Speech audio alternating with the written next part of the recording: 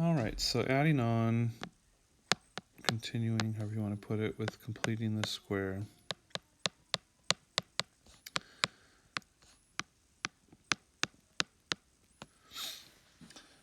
Okay, so yesterday or Friday, we did just steps 3 and 4.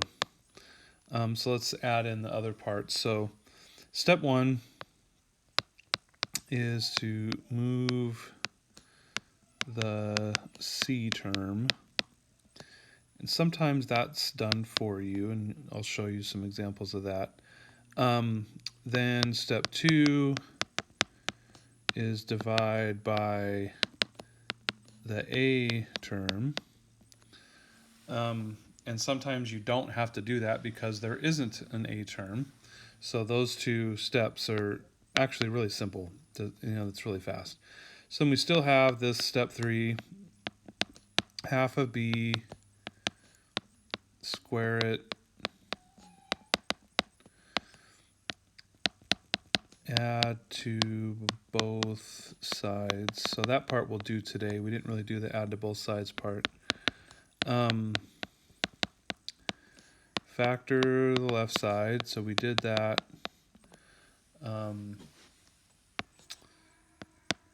The other day. So we said, remember, we're going to use the square root of C. It's kind of the new C. So I moved the C at the beginning. We have a new C term because of that step 3.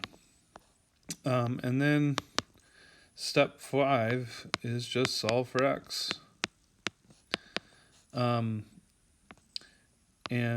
we're going to square root both sides like when we do that. And we did this method, step number 5, in the third section. Okay, so your first set of problems will look something like this.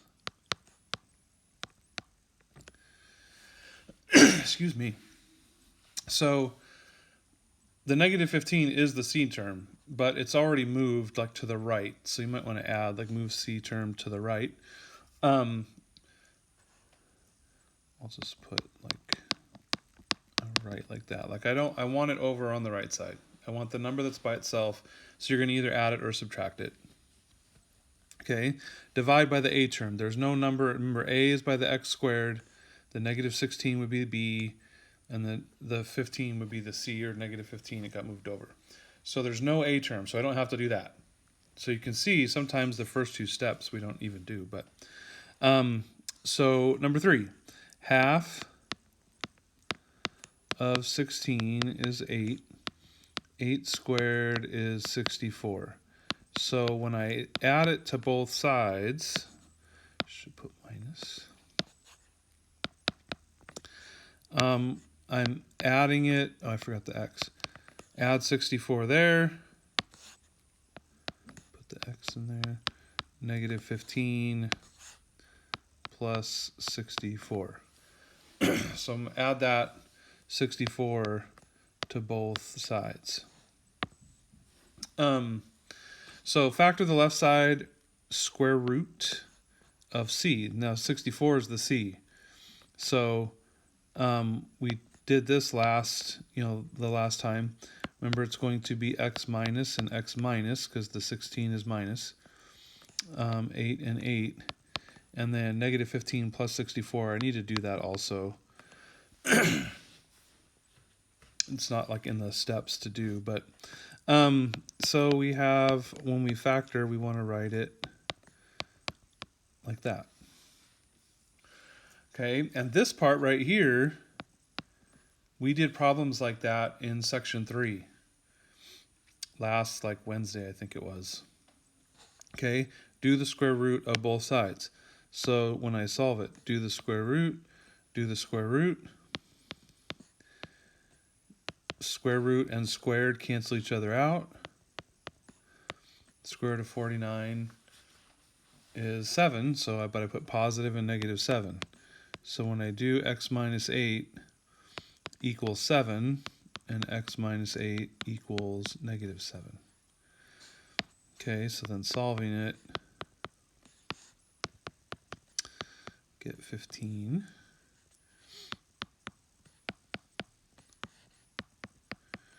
And -1. So to kind of go back to, I think it was the second section or section 3 that we did, like what we are finding when we solve it is the x-intercepts. If this were a graph, it would cross the x-axis at +15 and at -1. So it's kind of like to me like a ridiculous like graph to have to draw because of the, you're going to make 15 marks to just do an x-intercept.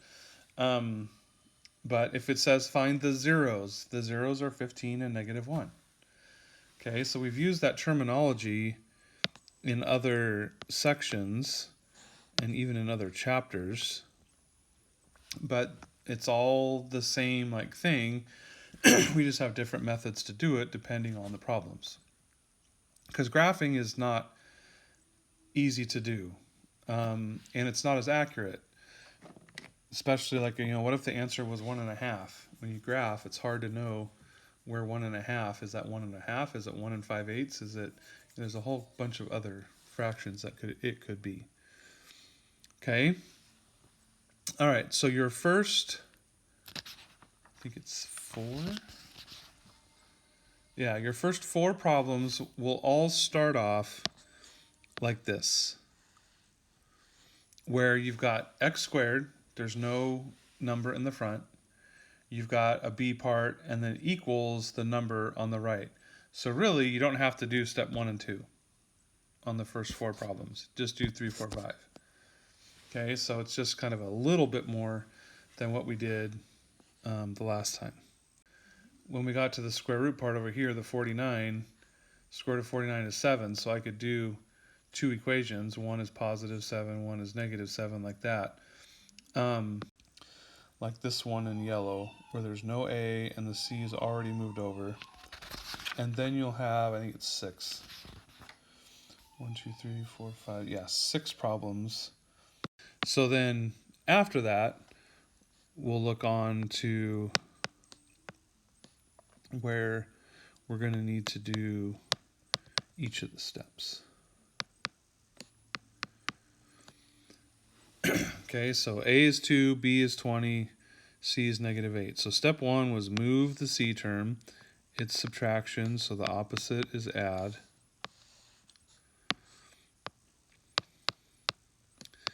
And when I rewrite it, I always leave a space right there because eventually a number is going to go in that space, so I just kind of leave it there. But divide by A. Each part gets divided. Okay, so we have x squared plus 10x, and then over here equals 4. So the red is step 1, so I'll put like a 1 over here. And then the green is step 2. Okay, step 3, half of 10 is 5. 5 squared is 25. And then I'm going to add that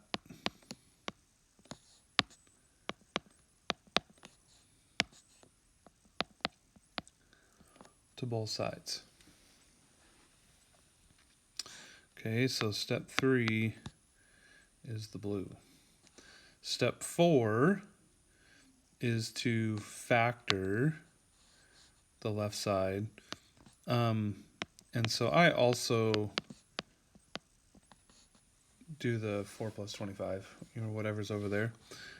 This time it's going to be x plus, because the 10 is plus, and the square root of 25 is 5. 5 times 5 is 25. 5 plus 5 is 10. So x plus 5 squared. Okay, so step 4 is kind of what I did in the black there. Then step 5, solve it. So I'm going to do the square root of both sides because squaring and square root cancel each other out. And the square root of 29 I can't do. So I'm just going to write positive and negative square root of 29. I can't even simplify it, let alone anything else. So when you can't, like on the last one, on this one, for now, we're just going to leave it, excuse me, as square root of 29. We're going to deal with it eventually, but, and then I'm going to subtract 5. And I can't combine those. I can't add or subtract a number with a number that's under the square root. So I just write it.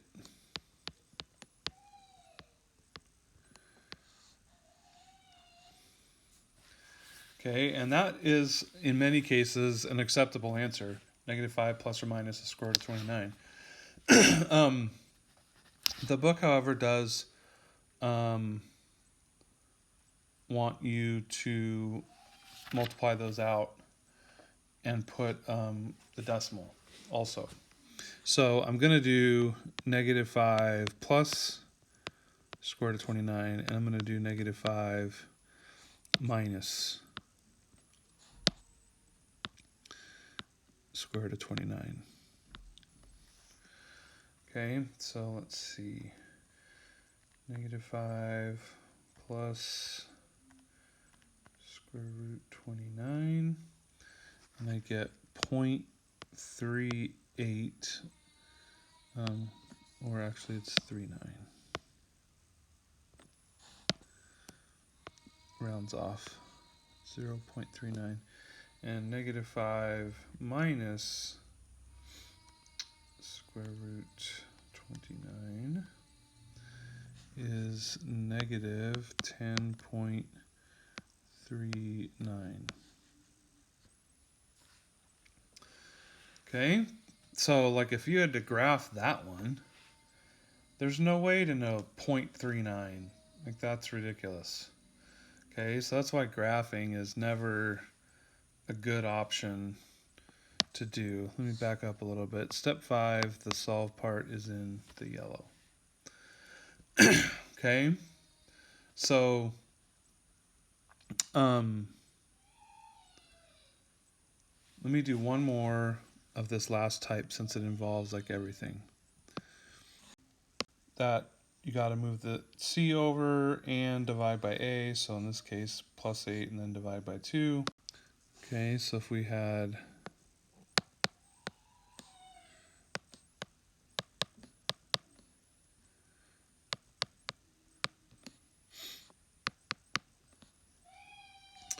okay, so this one a little bit different because we subtract 27 for the first part, move the C term to the right,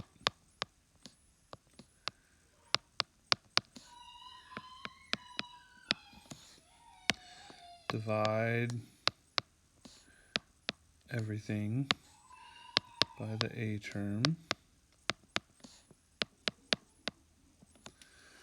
Excuse me.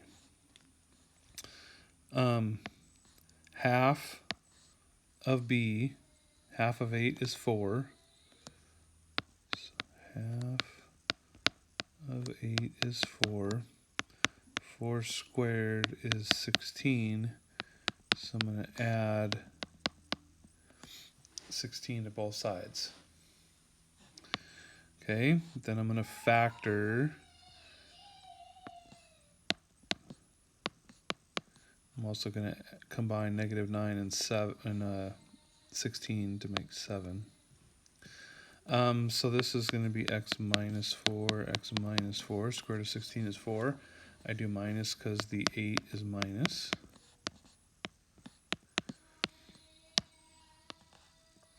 Square root gets rid of the squared part. And I can't do anything with the 7. So then again, this time I'm going to add instead of the last one I think was a subtract. Can't do anything with that, so it's going to be 4 plus or minus the square root of 7. Okay, so that's in what's called simplest radical form. Okay, it's got a square root, that's a radical. But then we do need to decimal. So 4 plus square root 7, 6.65. 4 minus square root 7, 1.35.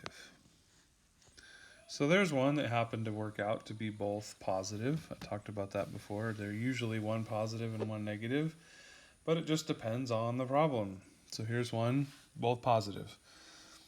Okay, and it could be both negative. Again, it just depends on the numbers that you're working with. All right, so you'll have 4 problems that start off in this one minus 27 and then divide by 3. Okay. I just noticed a couple of them already have a number. I'm just going to make up numbers right now, so I'm not going to solve the problem. So let's say we had